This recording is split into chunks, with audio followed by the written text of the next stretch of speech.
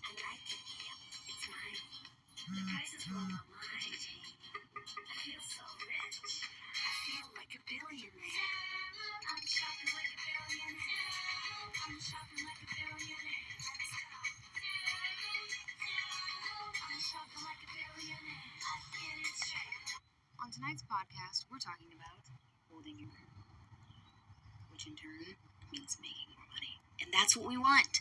We want to make more money. We want to hold those winners longer. We want to capitalize on those big moves. So how do we do it? Let's get into it. So, how can we hold our trades a little bit longer? We got to start with identifying a trade. Identifying the setup. What are we looking for? If we need to hold our trades a little bit longer, we need to know when to get in before we even consider, letting the trade play out for its entirety. Let's actually talk about the entry. I know there's a lot of strategies out there, so there could be a million reasons why to get into a trade or why your strategy is telling you to enter or what an A+ setup looks like. But we got to make sure that we're truly looking for those A+ setups. Everyone talks about it. It almost should be redundant at this point. Everyone talks about if you're going to be a profitable trader, you got to wait for the A+ setups. And everyone's probably like, okay, I'm waiting for the A+ setups. Is there more to it? What else do I need? And there is more. So there's so many things that come into play with we want to make more money. Yes, we want to do that. Everybody wants to do that. Who does not? Especially in the trading world. How cool that we picked a niche that is about money.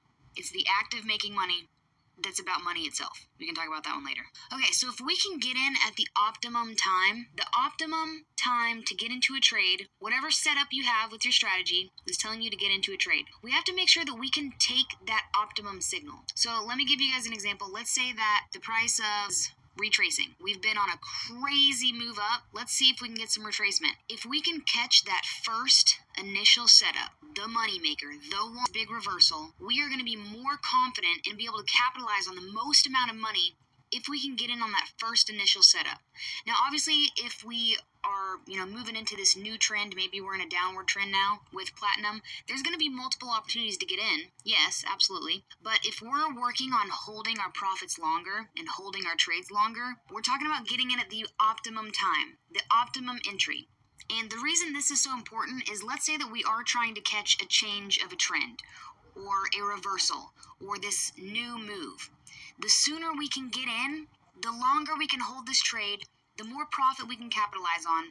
So if we are just simply thinking bullish and bearish moves and which one is the trend and which one is it going to follow along for a longer amount of time, and if we can get in on that reversal as soon as possible, the first signal, the first optimum A+ signal that we get, this is going to help us truly stay in that trade for its entirety. So regardless of what time frame you're trading, we're still looking for the big moves. We're still looking for these new trends, and we're looking to get in on them as soon as possible. And then we're looking to, once that trend is over and we get a reversal in the opposite direction, we're trying to get into that as well. I can't stress this enough. Getting into the first initial position, that first initial entry is crucial. The optimum time, and I can't say it, any other way. It's optimum. We're looking for the one, that first initial move. Now, you're probably going to get a lot of fake outs, and this just comes with, getting to know your instrument a little bit better. You're probably going to be getting a lot of fake out, and that's normal. That happens. You will develop a relationship with the instrument that you're trading so that you can put some things into place for if you're trading an instrument like oil, maybe, for example, and you get a lot of fake outs. You can put some things into place that will help you avoid those or will help you,